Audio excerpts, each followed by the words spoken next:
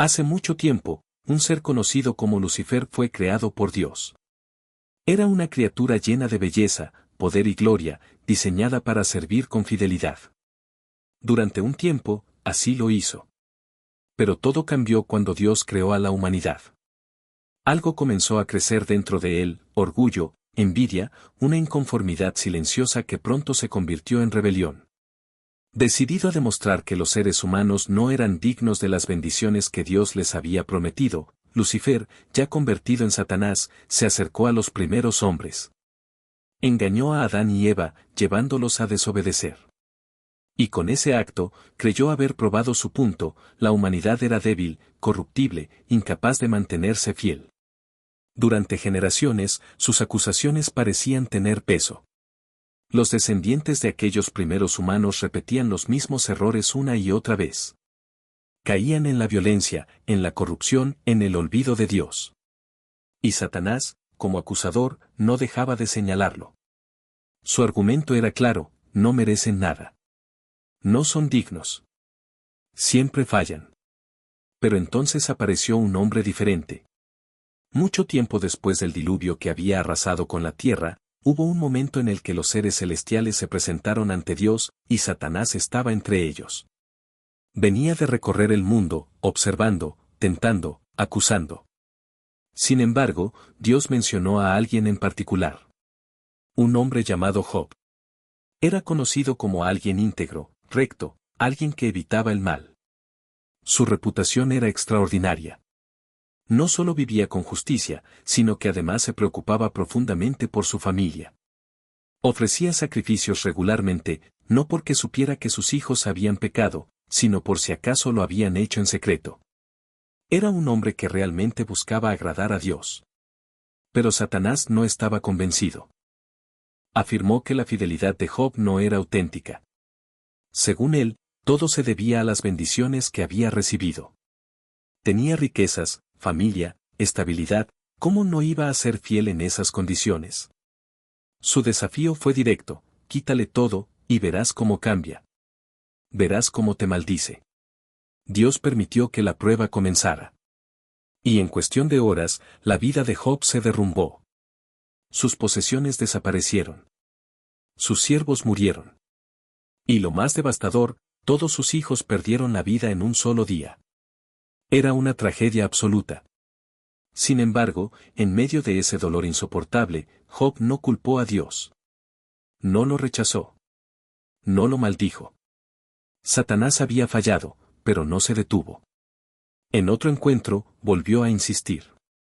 Esta vez, fue más allá: todo lo que tiene un hombre lo dará por su vida. Toca su cuerpo, y entonces sí caerá. Dios permitió una segunda prueba, con un límite claro: su vida no podía ser tomada. Entonces, Job fue golpeado con una enfermedad terrible. Su cuerpo se cubrió de llagas dolorosas, desde la cabeza hasta los pies. Su sufrimiento era constante.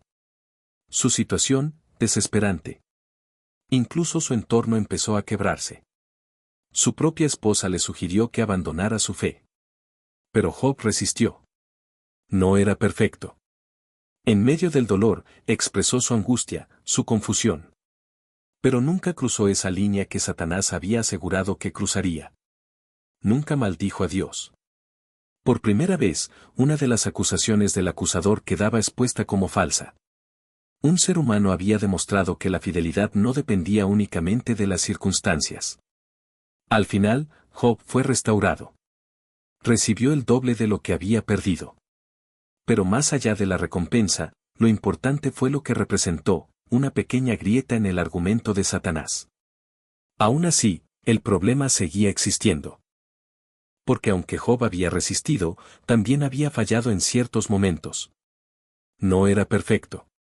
Y eso dejaba claro algo incómodo: incluso los mejores entre los humanos no podían alcanzar completamente la justicia que Dios requería.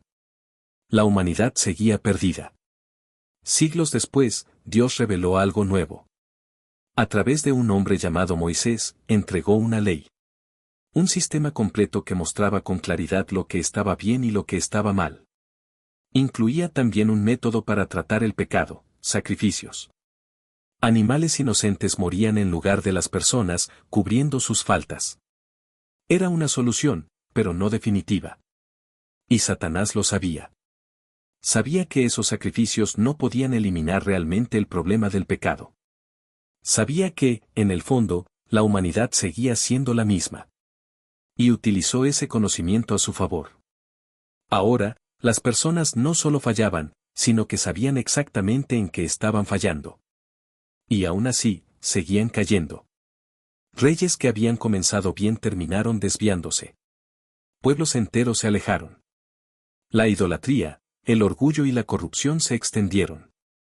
La ley, que debía guiar, también dejaba en evidencia la incapacidad humana. Una vez más, parecía que las acusaciones de Satanás cobraban fuerza. No hay ninguno justo, era la conclusión evidente. Ni uno solo. El tiempo pasó, y la tensión aumentaba. Hasta que un día, un profeta llamado Zacarías tuvo una visión que cambiaría la perspectiva de todo. En esa visión, apareció Josué, el sumo sacerdote. Un hombre que, por su posición, debía ser uno de los más puros entre el pueblo. Pero lo que Zacarías vio fue impactante. Josué estaba vestido con ropas sucias. Y a su lado, estaba Satanás. Acusándolo. Señalando su condición, exponiendo su impureza. El mensaje era claro: este es el mejor que tienen, y está manchado, ¿cómo pueden acercarse a Dios así? Parecía otra acusación irrefutable. Pero entonces, algo inesperado ocurrió. Un ser apareció en la escena. Una figura con autoridad. Y lo primero que hizo fue reprender a Satanás. Lo silenció. Después, dio una orden: que le quitaran a Josué esas ropas sucias. Y declaró algo completamente desconcertante. Que su pecado había sido removido. Que sería vestido con vestiduras limpias. Satanás no podía entenderlo. ¿Cómo podía ser limpiado a alguien que claramente era culpable? ¿Dónde estaba la justicia en eso? ¿Cómo podía desaparecer el pecado sin consecuencia? Y entonces, se pronunció una promesa. Una declaración que apuntaba a algo mucho más grande. El pecado sería eliminado, en un solo día. No poco a poco. No mediante sacrificios repetidos. No con esfuerzos humanos. En un solo momento. Aquellas palabras desafiaban todo lo que Satanás había construido durante generaciones. Todas sus acusaciones, toda su lógica, podían desmoronarse con ese evento. Y la pregunta quedaba en el aire. ¿Quién era ese ser que hablaba con tanta autoridad? ¿Cómo podía hacer una promesa así? Era conocido como el ángel del Señor. Y lo que estaba anunciando, cambiaría la historia para siempre.